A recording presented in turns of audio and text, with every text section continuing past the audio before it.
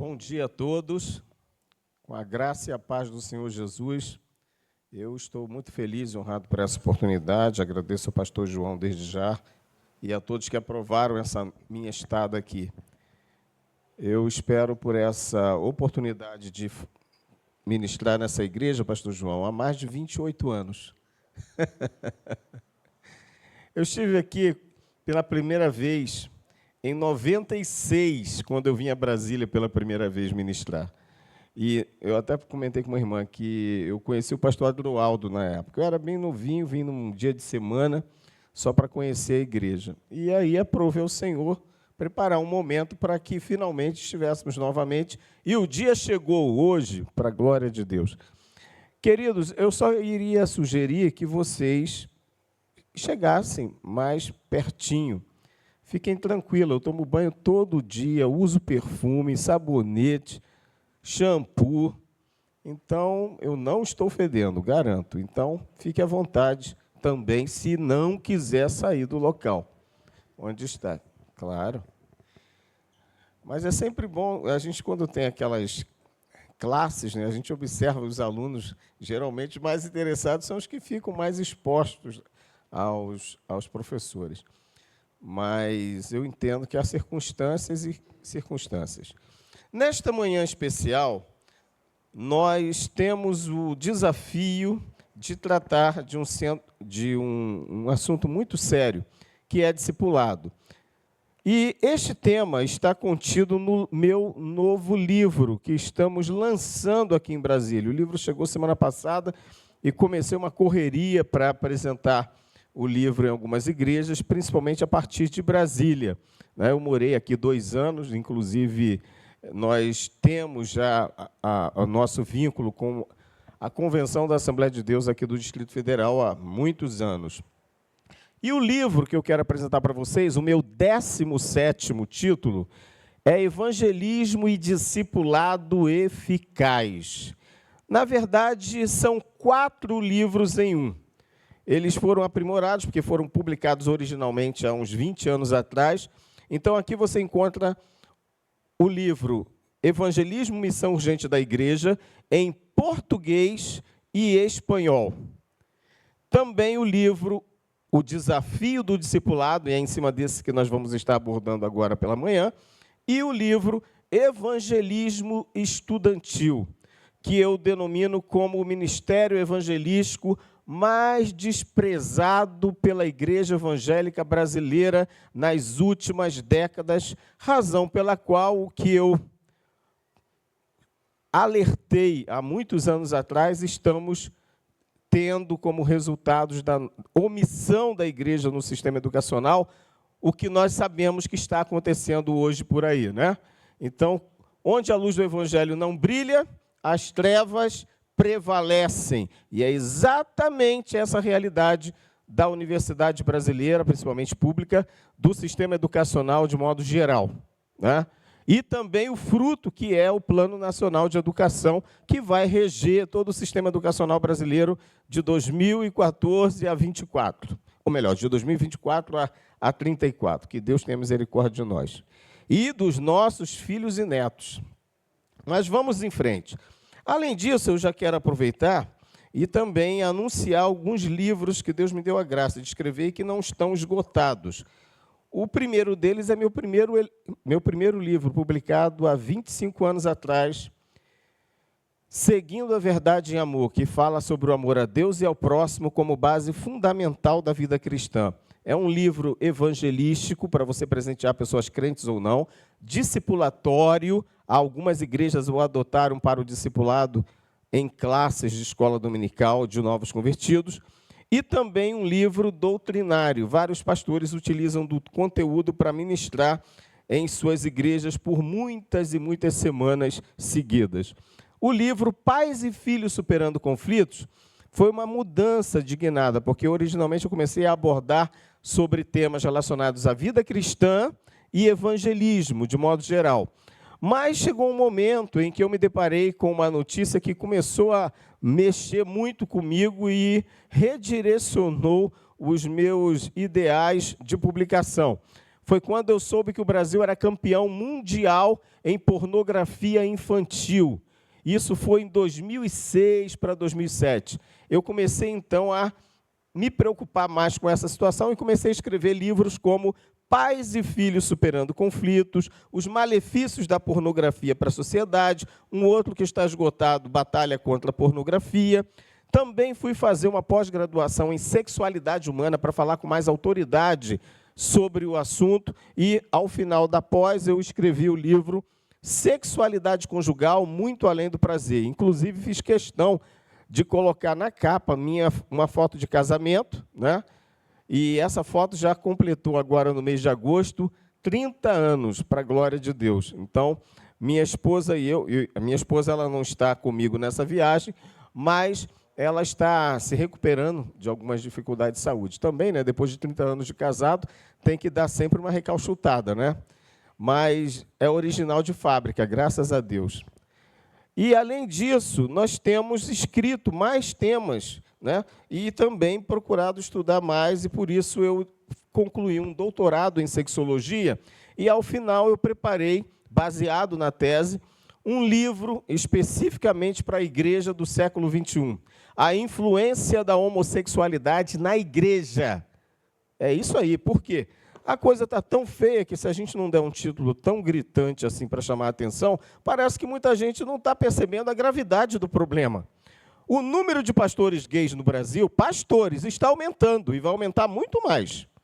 Por quê? Porque uma nova geração está surgindo que nem sequer considera a homossexualidade pecado. Se nem a homossexualidade é considerada pecado por alguns membros ou líderes, imagina fornicaçãozinha, adultériozinho, e aí vai estupro, vai passando o boi, passa uma boiada, né? Vem aí um monte de coisa que tudo passa a ser relativizado. E assim a decadência vai sendo instaurada e a coisa vai se agravando, porque sempre há consequências. E o salário do pecado é a morte. Bem, e é por isso que nós escrevemos alguns livros visando a prevenção, o alerta.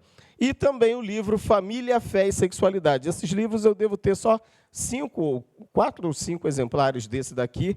Família, Fé e Sexualidade é um livro que reúne 5 livros em um só, resumidamente. Aqui você vai encontrar o livro Sexualidade Conjugal, Pais e Filhos, Batalha contra a Pornografia, Todos em Defesa da Família, e Homossexualidade, é possível entender, prevenir e reverter. Repetindo sinteticamente, é o livro que eu mais uso na realização de minhas conferências. Mas vamos lá, já fiz o meu merchan, agora vamos para a aula.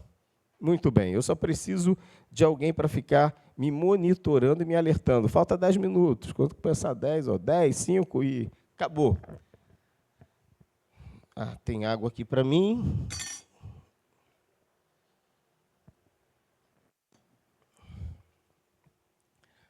Muito bem. Vamos lá. Volta lá, por gentileza. Eu queria que alguém, por gentileza, lesse, quem tem um vozeirão aí, né, esse texto de Mateus 28, 19 e 20. Alguém pode nos ajudar nesse sentido? Para que não fique apenas sendo um monólogo? Sim. Alguns minutos antes, pastor, do prazo para a gente começar a dar oportunidade para quem quiser falar, né, o senhor me avisa. Porque nós vamos ter um momento para você fazer perguntas também, tá bom? Alguém pode ler? Obrigado. Leia então, por favor.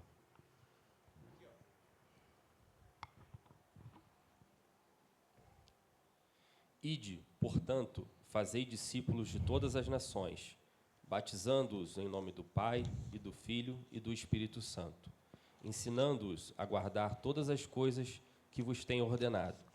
E eis que estou convosco todos os dias até a consumação do século. Muito bem. Bem, irmãos, nós sabemos que evangelismo e discipulado são atribuições exclusivas que Deus deu para a sua igreja. Isso trata-se de uma missão exclusiva para a igreja. Quem não é membro da igreja, do corpo de Cristo, não precisa se preocupar com esse negócio de pregar o evangelho a toda criatura, conforme Jesus ordenou. Essa ordem foi dada exclusivamente para crentes salvos que integram o corpo de Cristo. Quem não é, não precisa se preocupar. Aliás, não precisa se preocupar nem com santificação ou com vida cristã, não precisa se preocupar com nada. É só para quem realmente ama o Senhor Jesus e se converteu de fato, tá? Agora, evangelismo e discipulado são duas coisas diferentes, porém, precisam estar sempre andando juntas. Vamos em frente, pode passar, por favor. Evangelizar é proclamar ao mundo a mensagem do Evangelho de Jesus Cristo, nós sabemos disso. Sua vida, morte, ressurreição, segunda volta, sua soberania eterna, reino eterno, e também é divulgar a boa notícia de que todos podem alcançar a vida eterna, se tão somente se arrepender de seus pecados e crerem no Senhor Jesus Cristo. Pregar o Evangelho é, portanto, uma determinação divina, uma ordem imperativa, a qual devemos atender obedecendo humildemente, o que não é mais do que nossa obrigação, ou desobedecendo deliberadamente, sofrendo as consequências. Ora, veja bem, muita gente acha que é muito difícil, complicado pregar o Evangelho. Ora, o que é mais fácil, dar uma notícia boa ou uma notícia ruim para alguém? Olha, seu cachorro morreu, sua mãe, o pai, o irmão, o vizinho, um amigo. Dar notícia de morte é uma coisa muito desagradável, apesar de que parece que algumas pessoas gostam. Mas, quando você dá uma notícia, olha, você recebeu uma herança de 10 milhões de dólares, qual notícia você prefere dar? De morte ou de bênção para alguém? Né? Pois é, em relação à pregação do Evangelho, trata-se exatamente da transmissão de uma boa nova, uma boa notícia, a melhor de todas. Todo mundo pode ser salvo se crer no Senhor Jesus Cristo, é o que a Bíblia diz. Deus amou o mundo de tal maneira que deu seu Filho unigênito para que todo aquele que nele crê não pereça, mas tenha vida eterna. Não há notícia melhor do que essa, notícia de vida eterna. Simples assim. E essa é a tônica da pregação do Evangelho. Mesmo quando nós entendemos que o combate ao pecado também implica na pregação do Evangelho. Como assim? O salário do pecado é a morte. Olha que palavra dura. Mas logo a seguir, mas o dom gratuito de Deus é a vida eterna em Cristo Jesus, nosso Senhor. Ou seja, a doutrina da salvação, que é a soterologia, e a doutrina do pecado, que é a martiologia, estão intimamente relacionados na Bíblia Sagrada.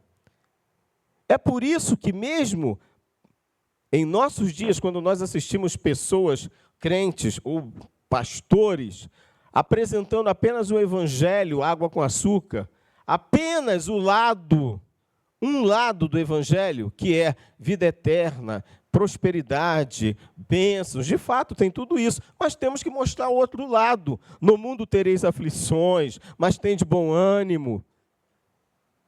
O salário do pecado é a morte, e temos que falar o Evangelho completo. Não podemos ser enganadores. Pare de sofrer. Venha para essa igreja que você vai parar de sofrer. Ah, meu querido, não dá para engolir isso. Só quem não conhece a Bíblia que cai nessa. Então, evangelizar é a missão que o Senhor Jesus nos deu, e ou nós respondemos positivamente obedecendo ou desobedecendo. E Jesus foi bem claro: quem me ama, me obedece. Quem não me ama, não me obedece. Ou seja, quem me ama, guarda a minha palavra. Quem não me ama, não guarda a minha palavra. Simples assim. Pode seguir, por favor. Evangelizar não é opção. Não é uma opção da igreja.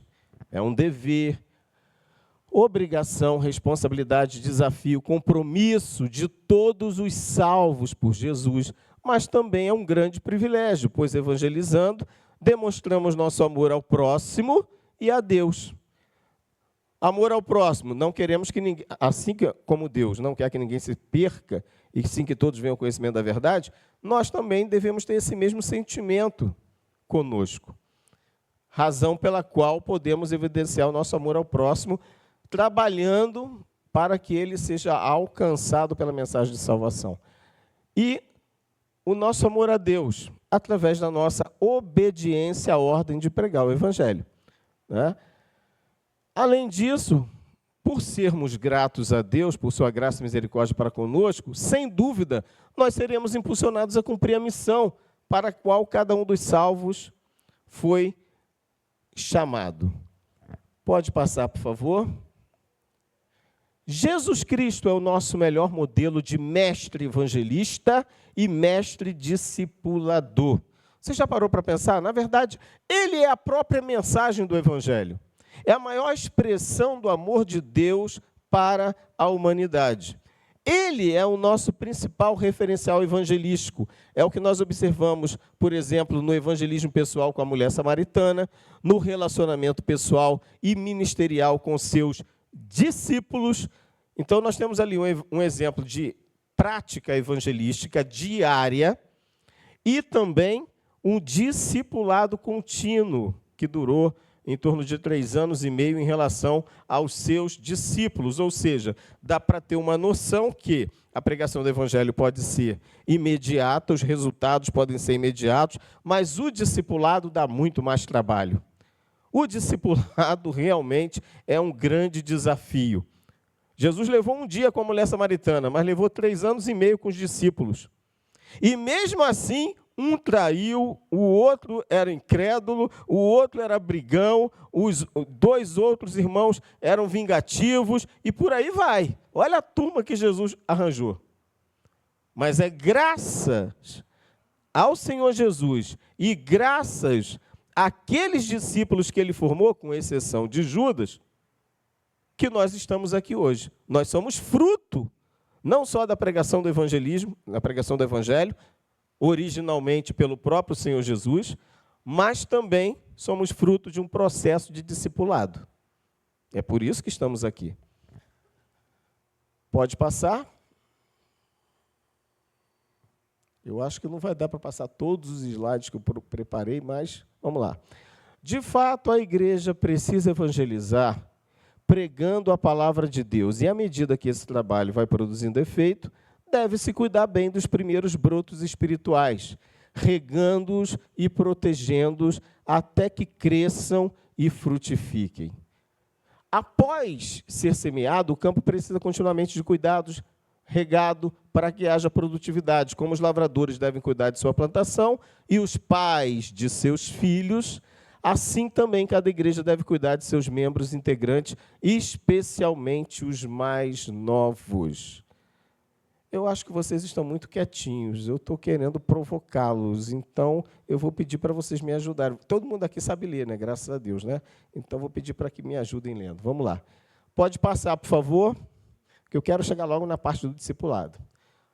Vamos lá? Leiam, por gentileza. Não basta... Ei, vocês tomaram café? Vocês comeram de ontem para hoje alguma coisa? Eu sei que alguns devem estar em consagração, faz uns 3 dias em jejum absoluto. Esses aí estão perdoados, tá? Porque se abrirem a boca vai ter tanta unção. Vamos lá. Não basta tão somente que um irmão acompanhe a pessoa para que receba uma oração durante o apelo à profissão de fé. No encerramento de uma pregação, obviamente.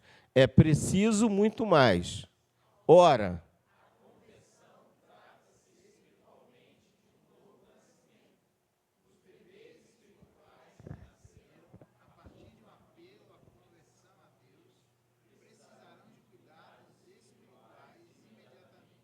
por isso, o acolhimento e aconselhamento após a oração, pelos que se entregam a Jesus Cristo, precisam ser de primeira qualidade. Muito bem. Então, veja só. Na maioria das igrejas brasileiras, quando há uma pregação e alguém toma a iniciativa de fazer um apelo, no caso do pregador, e alguém manifesta a sua fé em Jesus publicamente, vem à frente, nós fazemos uma oração que é tradição, isso não encerra o processo. Aliás, inicia um novo processo a partir dali. Não basta apenas gerar um filho ou parir um filho. É preciso assumir um compromisso com esse filho. O processo de gestação é um. Agora, o de criação de filhos é outro, é a mesma coisa. O processo de gestação de um filho espiritual é um. E Paulo faz bem essa alegoria, né, quando ele fala, filhinhos, por quem de novo sinto as dores de parto até que Cristo seja formado em vós. Então, é uma necessidade que nós tenhamos essa alegoria, essa comparação entre o novo nascimento e uma criança. Ninguém nasce adulto, ninguém nasce auto-independente. Pode passar, por favor.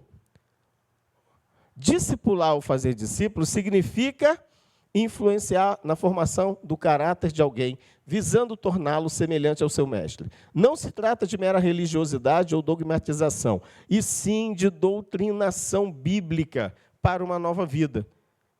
É aquela aplicação, instrui a criança espiritual, instrui o bebê no caminho que deve andar ou para o propósito que você tem com ele no futuro. E mesmo quando ele crescer, ele não vai se desviar desse ideal, do que ele foi ensinado. Isso não serve apenas para os filhos simples do ponto de vista físico, mas também no mundo espiritual. E foi Jesus quem apresentou essa alegoria da conversão em relação ao paralelo com o novo nascimento, né? A linguagem figurada em relação ao novo nascimento. Então, vamos lá. Vamos explorar um pouquinho isso para entender melhor. Pode passar? Leiam, por gentileza. Quando alguém... Mas leiam com ânimo, gente. Eu sei que vocês não são pentecostais, mas, por favor, podem fazer melhor. Vamos lá. Quando alguém se converte a Jesus Cristo, não se torna autossuficiente na fé, capaz de manter-se por conta própria. É necessário um aprendizado constante, o que requer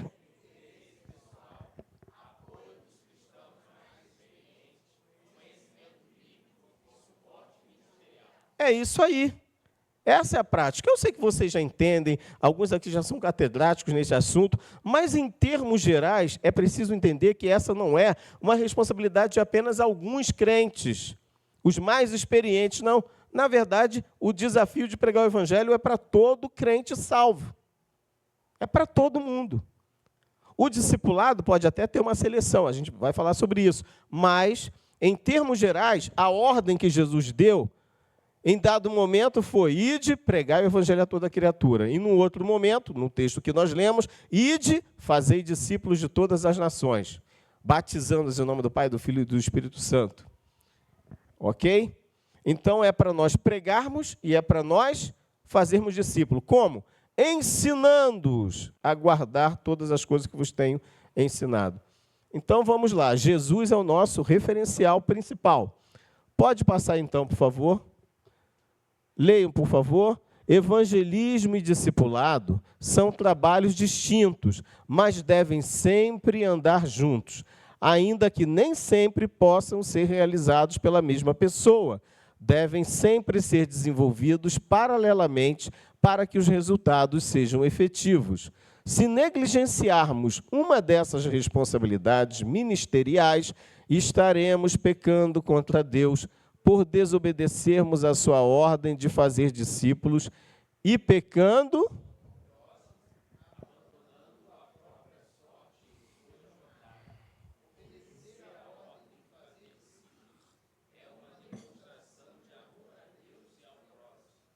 Muito bem. Então, veja só, nós estamos diante de um grande desafio. E eu tenho um outro desafio aqui, que é me encaixar no tempo que me foi dado. Por isso que eu estou correndo e não estou gastando muito tempo para me aprofundar nisso. Mas fique tranquilo, porque eu sei que você vai adquirir o nosso livro Evangelismo e Discipulado Eficaz, onde tem um conteúdo muito mais aprofundado do que o que nós estamos apresentando aqui, e é um material que vai te acompanhar até Jesus voltar, realizando a obra dele, ou até você partir. Vamos em frente, por favor. Discipular. Vamos lá? Discipular é formar o discípulo ensinando dia a dia, passo a passo, a tornar-se um servo de Deus compromissado e fiel.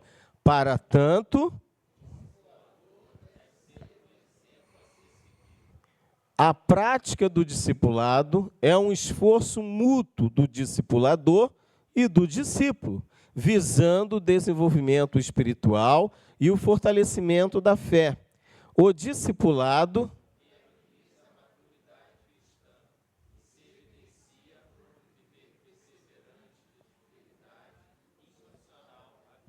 muito bem. Então, chama a nossa atenção a necessidade do discipulador ser um exemplo a ser seguido. Lembrando que Jesus é o nosso exemplo maior, é o nosso principal referencial. E para nós, o desafio é ser parecidos com Jesus e nos tornarmos um referencial para o nosso discípulo, que pode ser, inclusive, um filho biológico. Meu filho é o meu discípulo. Minha filha é minha discípula também.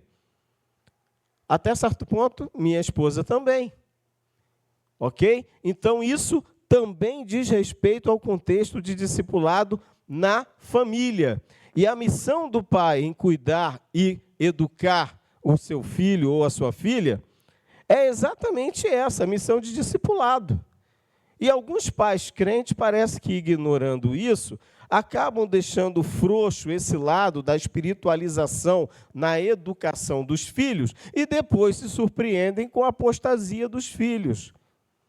E isso é uma tristeza, é uma coisa que está acontecendo no Brasil e não se percebe isso. Eu tenho chamado a atenção, por exemplo, para o fato de que nós estamos perdendo milhares e milhares de jovens e adolescentes crentes que desaparecem da igreja e, aparentemente, pouca gente sente falta.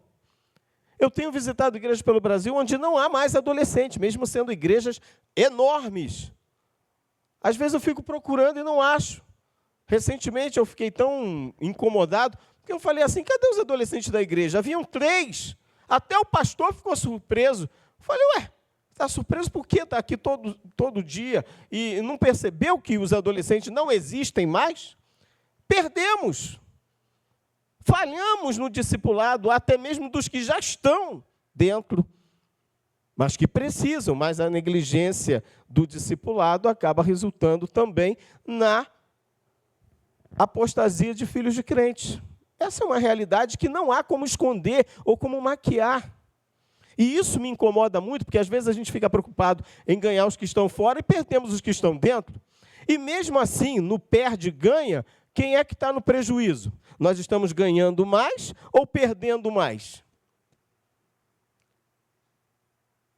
Eu falo isso lá na minha igreja, que é a maior denominação do país, a Assembleia de Deus. Eu falei isso numa convenção anteontem, que eu participei, a minha própria convenção. Eu sei que é um tipo de fala que incomoda, mas é para incomodar. É para incomodar. Ou nossos filhos são treinados para serem evangelistas, ganhadores de almas, discipuladores, após terem sido evangelizados e discipulados, principalmente pelos pais crentes, ou então eles serão presas fáceis e sofrerão influência ao invés de serem influenciadores neste mundo tenebroso no qual nós vivemos. Ou a igreja influencia o mundo com o evangelho, ou o mundo vai influenciar a igreja. Isso também é uma realidade. Está tudo interligado. Ou seja, a igreja que não evangeliza, ela está sujeita a atrofia espiritual. E isso é uma realidade. Foi assim que ocorreu lá na Europa. E é por isso que está aquela situação vergonhosa. Há muito tempo, aliás. E nos Estados Unidos estão indo pelo mesmo caminho. E o Brasil também, essa é a verdade. E eu já venho alertando sobre isso há muito tempo. E não me iludo com o crescimento numérico da igreja, porque uma coisa são adeptos do Evangelho, simpatizantes do Evangelho. Outra coisa são pregadores salvos do Evangelho, discipuladores que seguem o modelo de Jesus Cristo. Aí é outra história, é outro nível. Vocês estão entendendo a gravidade da situação quando a gente compara o ideal com a nossa realidade? Que Deus tenha misericórdia de nós, porque já começamos a colher os frutos dessa situação. Os frutos da falha, ou da negligência, ou da omissão, como queiram definir, no âmbito evangelístico e principalmente discipulatório.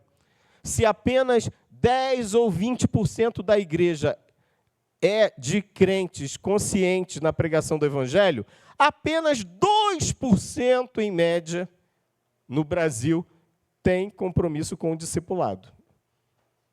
20% compromisso com o evangelismo, 2% com o discipulado. Quando há esse número, ainda é algo especial. Porque há igrejas onde não há nem evangelismo, nem discipulado mais. E há muito tempo. E alguns líderes não estão nem aí. Desde que não afete o salário deles, aos poucos vocês vão me conhecendo que eu sou bem cara de pau e ousado. Falo mesmo, estou nem aí. Mas é uma realidade. Não é possível sermos insensíveis ao que está acontecendo. Pode passar, por favor. Ser discípulo é mais do que seguir o mestre. No Brasil nós temos milhares de crentes, às vezes, que vão seguindo, querendo o quê? O que os que seguiam Jesus queriam. Comida, querem pão, querem bênção, querem cura, querem a bênção de Jesus, não o Jesus da bênção. Né? Implica em conhecê-lo, ser discípulo implica em conhecê-lo, amá-lo, obedecê-lo, tendo compromisso de fidelidade com ele até a morte, vivendo, andando, aprendendo com ele por toda a vida. Esta é a grande diferença entre um simples seguidor, que é circunstancial, influenciado pela opinião da maioria, e o verdadeiro discípulo de Jesus Cristo, que submete-se incondicionalmente ao seu senhorio. É com estes que o Senhor pode contar em sua obra. Por isso os seguidores são muitos, mas os discípulos são poucos. É ou não é o quadro da nossa realidade no dia a dia no Brasil? Influência é algo benéfico quando nós influenciamos pessoas com o Evangelho. Mas quando nos permitimos ser influenciados, é trágico. E trágico não só para a igreja, para a família também. Pode passar, por favor? Leia, por gentileza, esse pequeno texto aí. Vamos lá? O discípulo mais difícil...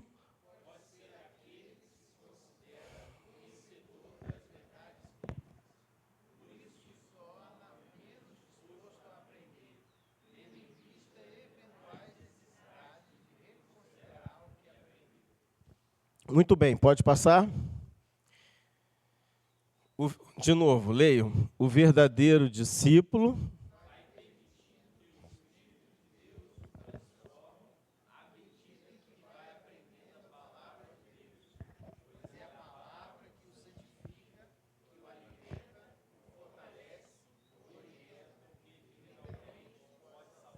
Gente, vocês devem estar percebendo que, ora nós falamos de Jesus como referencial, ora falamos sobre o discípulo e o discipulado, e ora nós falamos sobre nós mesmos, como discipuladores, e também como discípulos que somos. Porque eu ainda estou aprendendo a Bíblia. Eu ainda preciso de muito conhecimento e entendimento da palavra de Deus sob a orientação e a iluminação do Espírito Santo no meu entendimento. Eu ainda sou um discípulo. Não é só porque eu venho a ser um discipulador, eventualmente, que eu deixo de ser um discípulo. O único que não é discípulo, que é só mestre, é o Senhor Jesus. Então, nós temos que ter a humildade de, quando vamos lidar com alguém no processo de discipulado, inclusive na nossa família, como no caso, por exemplo, de um filho ou de uma filha, termos empatia e lembrar que nós passamos também por aquela fase, aquela idade. Temos que ter empatia e entender que nós também somos discípulos, ou seja, até mesmo um discípulo que estamos discipulando pode eventualmente ser usado por Deus para nos ensinar algo, de modo que cresçamos. É como, por exemplo, quando quem de repente se surpreende com uma criança. Às vezes há crianças imaturas, inocentes, que fazem alguma coisa que chama a nossa atenção e acabam sendo um exemplo para nós. Então, isso daí é muito sério. Nós temos que entender a necessidade de termos humildade, de reconhecer que eu posso estar equivocado em relação a algumas coisas. Eu posso melhorar em relação a outras coisas. Pode passar, por favor? O discipulador é um bom discípulo. Isso daí vale a pena você ler também, para você fixar melhor na sua mente. Leia, por favor. O discipulador aceita ser ensinado e se dispõe a ensinar o outro o que aprendeu, para influenciar no desenvolvimento da vida espiritual do discípulo. O discipulador precisa, antes de tudo,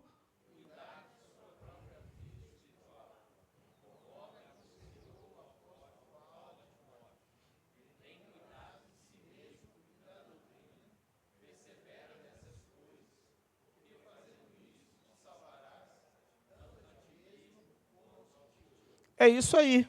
Esse é o resultado da humildade, você se permitir ser aprimorado como discípulo do Mestre Senhor Jesus Cristo, tendo cuidado de si próprio. Porque se você não cuidar de si próprio, não vai ter condição de cuidar da sua família, do seu casamento, dos seus filhos. Esse é o maior desafio que temos, o discipulado dos nossos.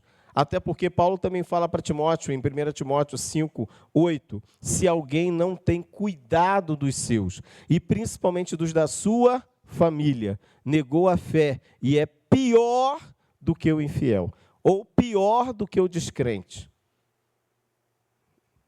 Eu exploro mais essa questão no livro Família, Fé e Sexualidade. Pode passar, por favor? A obra evangelística é como a semeadura de um grande campo com boa semente, o qual, recebendo a chuva da graça de Deus, começa a produzir brotos que precisam ser continuamente cuidados especiais, como a irrigação adequada para que cresça e se tornem produtivos. Sem este trabalho de apoio referente ao discipulado, toda a plantação pode perder-se, tornando vão o trabalho do semeador. Eu, às vezes, fico pensando, eu, quando jovem, participava de grandes eventos evangelísticos, haviam centenas de pessoas manifestando sua fé em Jesus, havia aquele grupo de conselheiros preparados para abordar essas pessoas, acompanhá-las à frente do palanque, para receberem a oração e também pegar depois o nome, endereço. Vocês sabem disso, né? E isso primeiro que acabou. Você raramente vê esse tipo de coisa. As cruzadas evangelísticas foram substituídas por shows gospel.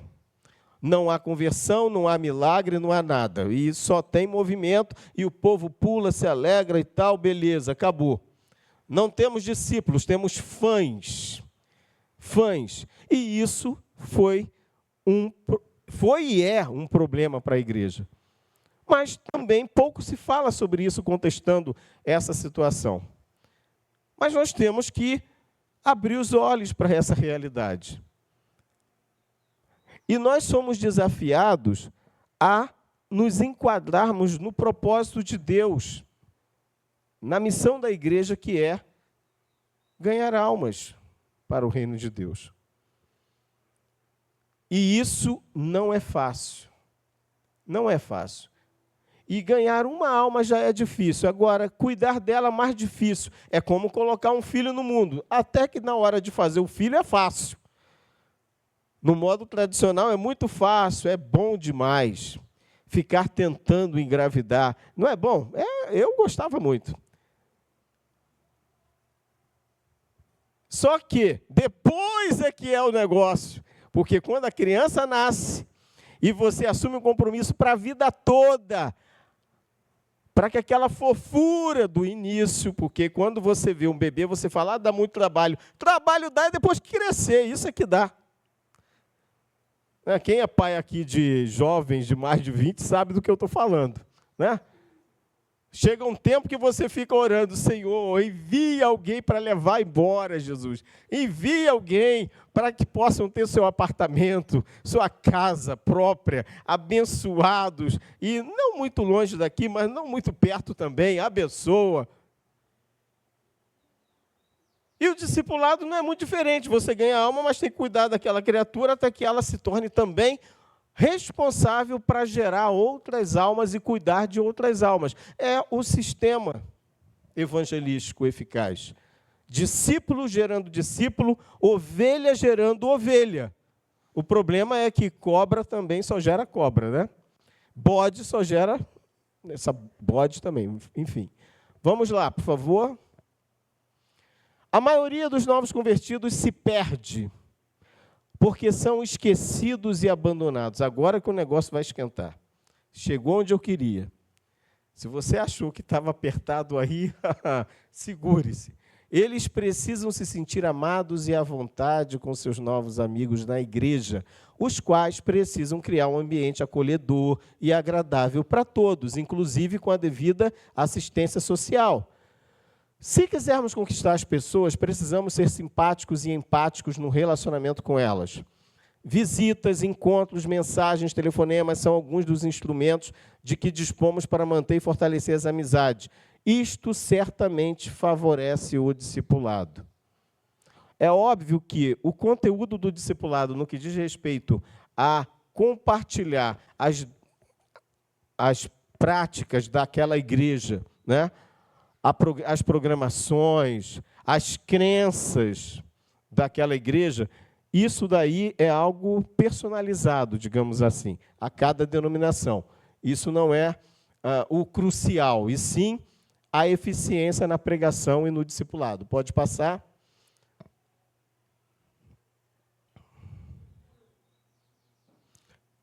Leia, por gentileza. Para ser um bom discipulador, confie no Espírito Santo e não em seu próprio conhecimento. Fundamente-se na palavra de Deus. Discipulado.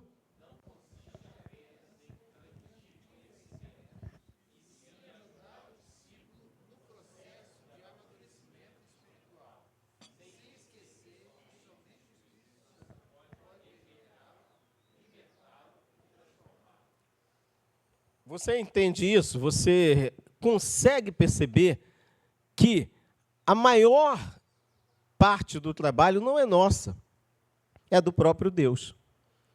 Por isso que ninguém precisa ficar assustado. É uma coisa difícil demais para mim. Não, meu querido, você só vai sendo guiado pelo Espírito Santo, sendo um referencial, sendo um exemplo a ser seguido, olhando para Jesus para que você mesmo seja um discípulo exemplar, para ser referencial do outro discípulo a quem você tem a missão também de discipular. Pode passar, por favor. Cuidado para não atrapalhar a obra de Deus na vida do discípulo, que muitas das vezes ocorre através de aflições que lhe sobrevêm com o objetivo de moldá-lo conforme Jesus Cristo. Você deve sempre ajudá-lo através de orações, aconselhamento, mas não deve agir por conta própria para tentar dar-lhe vitória, pois esta é uma atribuição divina. E cada discípulo precisa ter suas próprias experiências com Deus. Assim fazendo, o discipulador terá o respeito e a confiança de quem está discipulando. Às vezes, a tendência ou a tentação que nós temos é de tentar tomar alguma iniciativa, até mesmo em relação à família daquela criatura que se converteu. Mas isso não é da nossa conta. Tem coisas que não é da conta do discipulador. É o próprio Deus quem vai agir, quem vai dar vitória. Então, não queira agir no lugar de Deus só porque você tem até condições. Mas o novo convertido precisa ter suas próprias experiências com Deus. Tá? Porque tem gente que acha que a igreja tem que resolver tudo para ele. Não. Ele tem que entender a ter experiências pessoais com Deus. Pode passar, por favor? Leia essa parte aí também, é muito interessante. Não tente...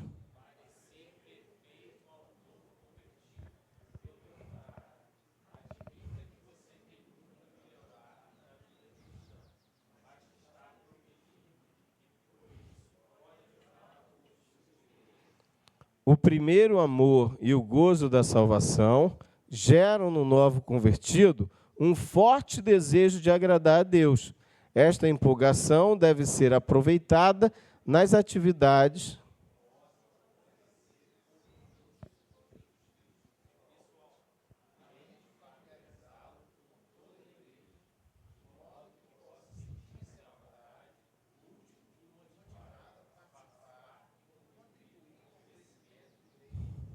Muito bem. Pode passar o próximo. Há algumas ações para a formação de um discípulo, tá? Tornar seu caráter genuinamente cristão à semelhança de Cristo, compromisso de fidelidade a Deus e à sua igreja, aprender a obedecer mesmo sob sofrimento, a exemplo de Jesus Cristo, cultivar um viver piedoso, sem hipocrisia ou legalismo, dependência divina no que diz respeito às questões materiais, espirituais e emocionais, como acabamos de falar. Próximo, por favor. Humildade no relacionamento com Deus e com os homens, gratidão em todas as circunstâncias, interesse pelos cultos de louvor e adoração a Deus, pontualidade nos compromissos, comunhão com os irmãos, voluntariedade e prazer em colaborar na obra de Deus, aplicação dos ensinos bíblicos à sua própria vida e tornar-se um ganhador de almas e etc. Ou seja, tem muita coisa para ser compartilhada. E é por isso que você precisa de um guia fundamentado na palavra de Deus. Eu preciso fazer essa propaganda, não só porque eu vivo só disso, tá? Mas também porque, de fato, é absolutamente necessário a todos aqueles que querem realmente se aprimorar ou ser bem-sucedidos na prática da pregação do Evangelho e do discipulado. O último slide antes das perguntas. Olha que coisa linda. O novo nascimento é um parto de alma.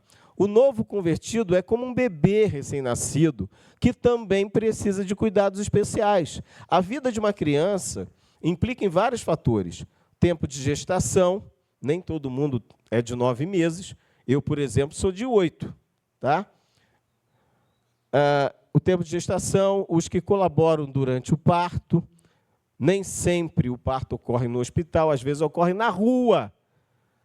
Ou seja, às vezes, um novo nascimento, você está evangelizando alguém na rua, a pessoa se converte. Não é só na igreja, o hospital espiritual. Né? Assistência pós-parto, isso daí é fundamental. Eu queria poder compartilhar algumas experiências, mas o tempo não permite. A alimentação da criança recém-nascida não é a mesma que a alimentação de um adulto. No âmbito espiritual também. Roupas, as vestes de justiça que essa pessoa precisa usar, porque, geralmente, quando nasce de novo ou quando se converte, a pessoa está em trapos de imundície. Né? Proteção.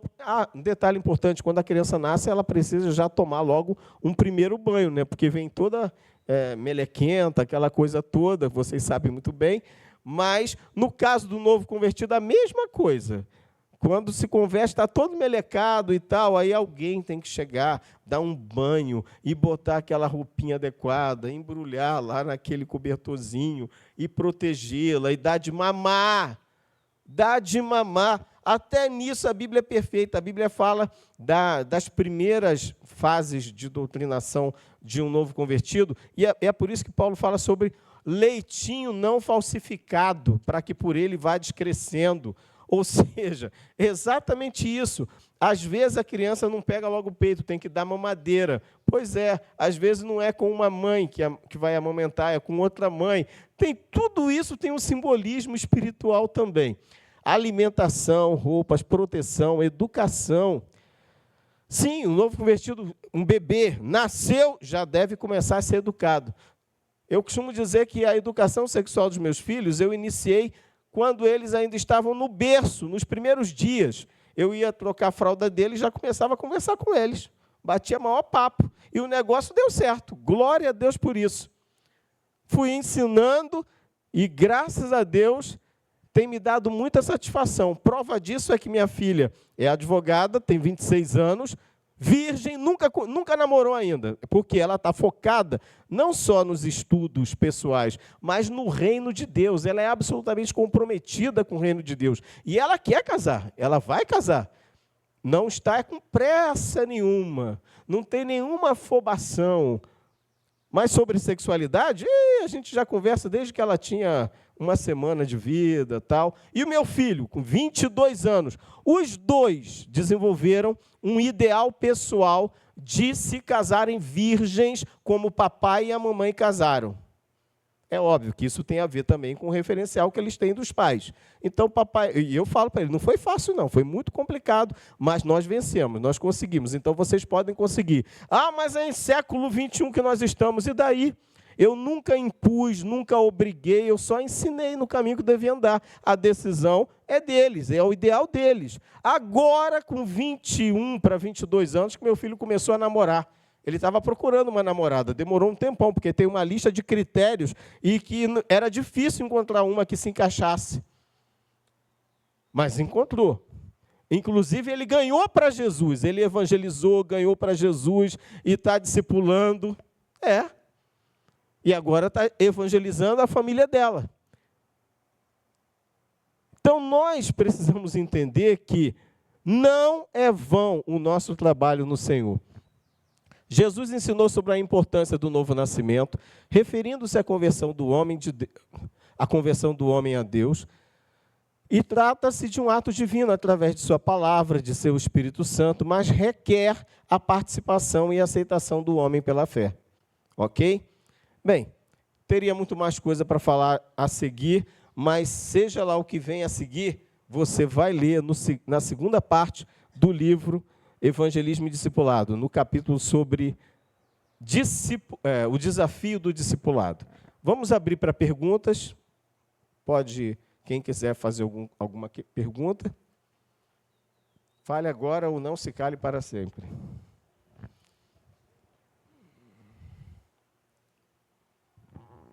O senhor pode falar um pouquinho sobre essa questão do processo de discipulado e, às vezes, a tentativa errônea, porque a gente vai colocar veste de justiça, ao mesmo tempo que a gente não vai se meter na vida do outro.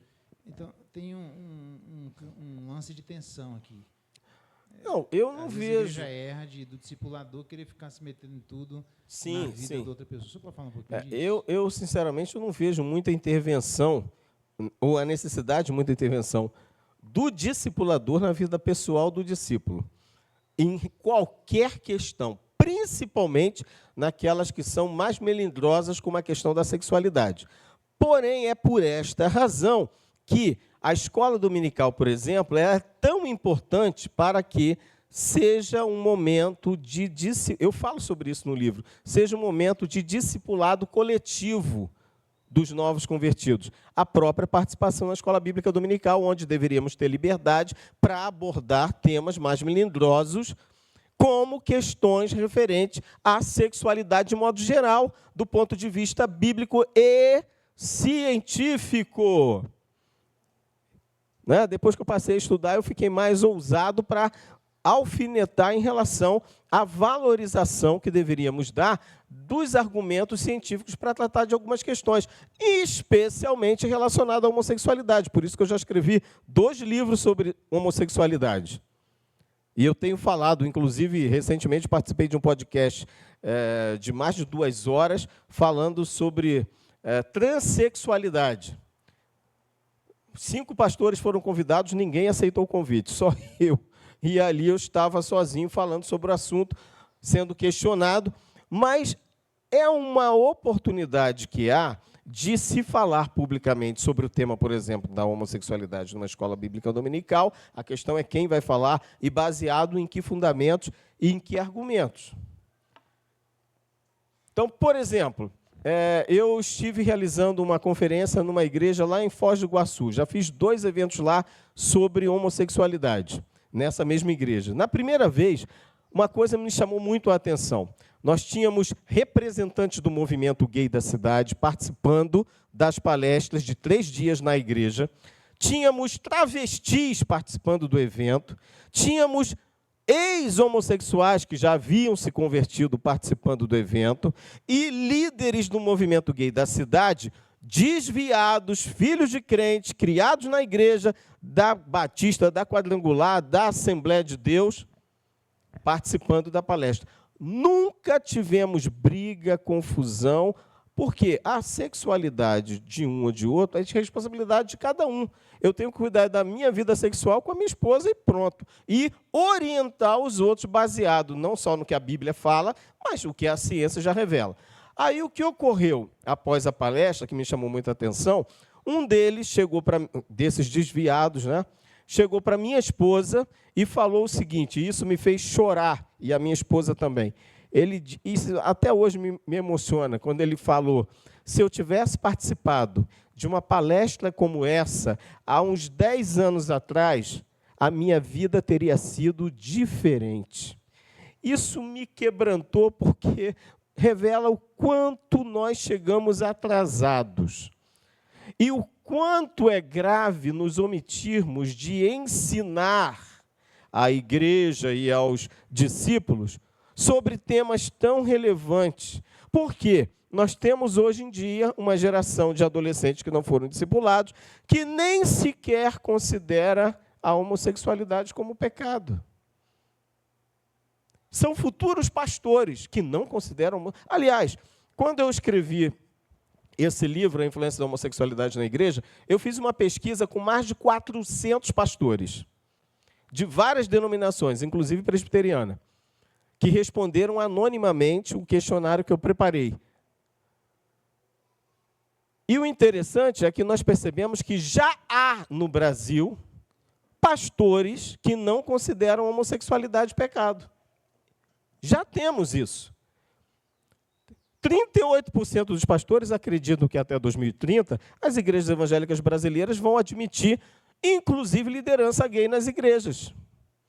Eu estou falando de todas as denominações, tá? Inclusive a minha, que é a maior, e eu falo disso diante dos pastores em convenção. Tomara que esses 38% dos pastores que acreditam nessa degradação acelerada da liderança e do corpo de membros das igrejas evangélicas brasileiras estejam errados. Tomara que seja um equívoco, mas pelo andar da carruagem, pelo que eu estou assistindo, pelo que eu ando pelo Brasil e tenho visto. Então, tratar do assunto do ponto de vista bíblico, no momento de ensinamento coletivo, ou mesmo individual, além de se ter uma base bem estruturada do que você está tratando, sob o ponto de vista bíblico ou teológico, você já está, sem interferir diretamente na vida do indivíduo, fornecendo a ele conhecimento para que ele aplique no seu dia a dia. Porque cada um vai prestar contas de si próprio diante de Deus. Mas é preciso ensinar. Discipular é ensinar, é doutrinar. Agora, a questão é, de que forma isso vai ser feito? Precisa ser eficaz esse ensinamento, esse discipulado. Ok? A vida pessoal. Aí você tem, de repente, a pessoa tem um problema relacionado à sexualidade que está relacionado, de fato, a uma questão patológica. É uma doença, tem que ser tratado como doença por um especialista. Seja um especialista psicólogo, psiquiatra, mas que o ideal, que no Brasil nós temos essa deficiência, a maioria dos psicólogos, 99%, não são sexólogos. Eles tratam do assunto, mas não são especialistas no assunto. Para vocês terem uma ideia da gravidade da situação, quando eu fui fazer a minha pós-graduação, a primeira, na minha turma, a maioria era de psicólogos. A maioria. Na formação, na conclusão do curso, não havia sobrado sequer um psicólogo. Todos desistiram do processo. Porque seja na pós, no mestrado, no doutorado, sempre você tem que estudar medicina sexual, psicologia sexual, ensino ou educação sexual. Então, nós tínhamos professores, o que é raro, porque no Brasil, geralmente, professor não está qualificado para fazer nenhuma pós-graduação em sexualidade humana. É uma loucura no Brasil, né? Porque os professores estão dando aula de educação sexual sem nunca terem estudado sequer uma matéria na formação básica de magistério que tiveram. Então, dão aula de uma matéria que nunca estudaram, não dão conta nem para eles e nem dos filhos deles, e tem que dar aula para os filhos dos outros. É o que está acontecendo. E não há qualificação de professores no âmbito de especialização. Mas, neste caso nosso, houve uma excepcionalidade e abriu, foi nessa que eu entrei. Quando eu entrei, a porta fechou e acabaram com o curso. O fato é que, quando nos formamos, éramos 2 médicos e 6 professores, e nenhum psicólogo. Então, você tem, às vezes, situações em que é recomendado um tratamento psiquiátrico, psicológico, também, às vezes, até exigindo medicações ou terapias, e o indivíduo está espiritualizando aquele negócio. E o discipulador não imagina a amplitude daquela situação, que está fora da sua alçada e nem está relacionada à questão espiritual, às vezes. E aí, como é que fica? Por isso que precisamos ter um incentivo à busca de um conhecimento básico para lidar com as situações. E, às vezes, reconhecer, não, eu não dou conta disso, não, é melhor passar para alguém mais experiente. É como um médico que não dá conta de um problema de um paciente e ele recomenda um outro melhor que ele ou especialista naquela questão.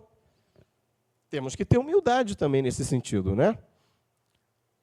Bem, é melhor parar e dar outra oportunidade, senão eu vou ficar falando direto aqui. Vocês sabem que eu gosto do negócio. Pode falar. Oi, pastor, bom dia. Meu nome é Jade. Só uma pergunta, na verdade, queria explorar um pouco do que o senhor trouxe sobre essa questão do discipulado, dentro dos novos formatos também que a gente está tendo hoje em dia, de pequenos grupos, enfim, discipulado online. A gente vê muitas pessoas com uma grande resistência aos templos, né, que não querem entrar em igreja, enfim, isso sempre aconteceu historicamente, mas seria interessante ouvi-lo falar um pouco mais sobre esses novos formatos e como a gente pode ser estratégico enquanto cristãos na abordagem de pessoas que têm interesse no evangelho, mas têm resistência ao templo e à igreja, e, às vezes, por meio desse discipulado em grupo ou em outros lugares, vai ganhando mais desejo mesmo de congregar. Então, queria ouvir um pouco mais sobre isso. Obrigada. Ah, sim, claro. Eu falo até na parte referente à questão da evangelização, os métodos e modalidades evangelísticas que estão a nosso dispor, principalmente em nossa geração, com os recursos tecnológicos disponíveis. É óbvio que precisamos explorá-los, aprimorar o trabalho que vem sendo já executado por algumas igrejas nessa questão específica de evangelismo e discipulado online. Eu acho isso excelente, nós temos que explorar isso. Só que nós estamos ainda numa fase de transição nas igrejas de uma geração para outra. Então, os mais novos têm muito mais facilidade e se identificam dessa forma, né? Não só os que estão a serviço da igreja voluntariamente, desenvolvendo esse trabalho evangelístico discipulatório, mas aqueles que estão do outro lado recebendo esse conteúdo evangelístico ou discipulatório, geralmente é de um público mais jovem, né? Que é mais recatado. E daqui para frente há uma perspectiva de que isso volte a ser um problema no futuro e haja uma nova crise. Por exemplo, surgindo, como já disseram que surgirá, né? Alguns dizem que vai ser já em 2025. O Bill Gates já falou que ele programou para daqui a uns 5 anos a próxima pandemia, mais ou menos, né? Então, a gente já sabe que já deve ter vacina pronta, já deve ter todo o esquema elaborado, que vai ser muito pior do que foi a última, e isso vai assustar muito mais as pessoas. E, obviamente, eu acredito até que haja uma preocupação, tá, desses organizadores de epidemias, né, para que a igreja seja afetada, sim. Afinal de contas, a igreja atrapalha muito quando ela ora e Jesus cura. Se Jesus cura, vai vender menos remédio, né? Então, vai incomodar muitos farmacêuticos bilionários. Então, tem tudo uma ligação. Porém, essa questão da tecnologia, ela acaba sendo um elemento que dessensibiliza as pessoas. Esse calor humano, esse contato pessoal, é algo importante para o ser humano, do ponto de vista psicológico, né? O abraço, o toque é importante. O olhar nos olhos, que não seja através da tela, é importante. E nós precisamos resgatar e valorizar isso. Mas é melhor do que não ter contato nenhum, o contato virtual. E é preciso fazer uma avaliação periódica do desempenho, porque nós estamos em busca de uma eficiência. Então, a gente tem que fazer uma autocrítica periódica e uma autoavaliação para um aprimoramento contínuo e um desenvolvimento de acordo com o andar da carruagem na sociedade. Não podemos ficar de fora, né? A gente tem que acompanhar esse ritmo da história, esse ritmo de desenvolvimento, da melhor maneira possível, mas sempre valorizando o que realmente é essencial. A vida, a humanidade, o contato, o ser humano ali presente é insubstituível. Daqui a pouco, já pensou? Sepultamento, todo mundo bota lá uma câmera e aí abre uma live e tem 100 pessoas no sepultamento, mas 100 pessoas ausentes. Todo mundo acompanhando o sepultamento online. Só falta um robô aparecer lá, pegar o cadáver, levar e sepultar, e o outro robô filmando para todo mundo continuar acompanhando o cortejo até o sepultamento, né? Ninguém vai, porque está todo mundo com medo de chegar no cemitério, com medo de qualquer coisa que seja, ou de vírus, sei lá de quê. Daqui a pouco vai acontecer isso. Eu não vejo por que ainda não acontece, né? Nós já estamos assistindo. Daqui a pouco também, não esqueça, né? Vai ter. Eu não vou nem falar da questão sexual das novas versões tecnológicas para satisfação com ginoides ou androides. Agora, imagina o pastor também, Android. Para que pastor? O robô, o Android, ele é muito mais capaz, ele não vai cometer nenhuma falha na fala, né? Ele vai ser carinhoso com os membros. É uma coisa realmente impressionante. Quando a gente pensa, por exemplo, no nível de desenvolvimento proposto lá no filme O Homem Bicentenário, não sei se vocês já assistiram, você não via nenhuma diferença estética entre o Android e o ser humano, a não ser o fato de que o Android não envelhece. Muito pelo contrário, ele é aprimorado, né, enquanto os próprios criadores ou tutores acabavam envelhecendo. Enfim, nós temos que seguir a linha da história, o desenvolvimento, mas sem desumanizar as pessoas. Porque a Bíblia diz, por se multiplicar a iniquidade, o amor de muitos esfriaria. Isso é um dos fatores que também acaba contribuindo para o esfriamento do amor. Mas vamos explorar, sim, essas tecnologias. Já acabou? Gente, por favor, entenda uma coisa. Há 28 anos eu tenho me dedicado como missionário, realizando trabalhos evangelísticos, principalmente com estudantes, e depois desenvolvendo projetos missionários, realizando conferências na Europa, pelo menos umas 4 vezes estivemos por lá, também pela América Latina, pelo Brasil. E a minha principal fonte de renda são os meus livros. Paulo fazia tendas para vender e eu faço livros. Paulo não confiava em igrejas para ofertar para ele se manter. Por isso que ele precisava ter uma outra atividade, né? E por isso que ele fazia as tendinhas dele. E é por isso que eu escrevo meus livros, tá? E eu preciso que você entenda a necessidade que nós temos de vender esse material. Se você pode, portanto, não só adquirir para você, mas presentear alguém, faça isso. Lembre-se, livro é um presente de pessoas inteligentes para pessoas inteligentes. O Natal já está chegando. Compre livro para dar de presente de Natal. Não compre cartão de Natal, compre livro. Presenteie seus amigos, parentes, vizinhos ou irmãos da igreja com esse material. E, obviamente, você também vai ter desconto comprando o pacote, tá bom? Muito obrigado a todos pela atenção, pelo carinho, pela hospitalidade. Deus abençoe. Nós vamos orar. Tem muitos assuntos, a ideia literalmente é provocar. Você tem discipulado em educação de filhos, discipulado em métodos tecnológicos, discipulado em assuntos melindrosos, discipulado em educação sexual, discipulado em os novos na fé, discipulado e a evangelização na igreja. De fato, a evangelização está aí. O Jonas acho que pode dizer bem isso, né, Jonas? Participou de muitas programações de evangelismo e hoje você tem dificuldade, você não vê isso. Quer dizer, é uma diminuição da autoridade da palavra de Deus no coração da igreja. É uma questão que a gente deve se preocupar com isso. Não deve diminuir a evangelização. Enfim, né? Acho que são muitos assuntos, muitos desdobramentos, e cada um deles nós temos vários desdobramentos para pensar. Nós agradecemos, viu, reverendo, a participação, espero termos outras oportunidades. Vamos orar, pedir a bênção de Deus. Ele estará ali com os livros, e a ideia é que nós provoquemos, e à medida que vamos provocando, não basta só provocar a igreja, a gente quer ir oferecendo materiais que sejam possíveis e as discussões aí no âmbito do coração da igreja. Vai estar lá? Vai estar lá, na frente? Vai ter um formulário aqui, que é uma nova pesquisa que ele está fazendo, os irmãos podem preencher, aqueles que quiserem, esse formulário lá na frente. Vamos orar e assim nós encerramos a nossa escola dominical de hoje.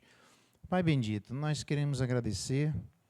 Há muitos desafios no processo de discipulado e nós queremos declarar que nós somos vasos de barro, declarar que, a despeito de todos os assuntos e métodos utilizados, nós dependemos completamente do Senhor. Nós sabemos que os desafios são grandes, a única coisa que nós não queremos é ir sozinhos. Nós queremos que o Senhor vá adiante de nós. Queremos que o Senhor esteja conosco no processo. Queremos que a nossa frente, a nossa retaguarda, seja protegida por Ti.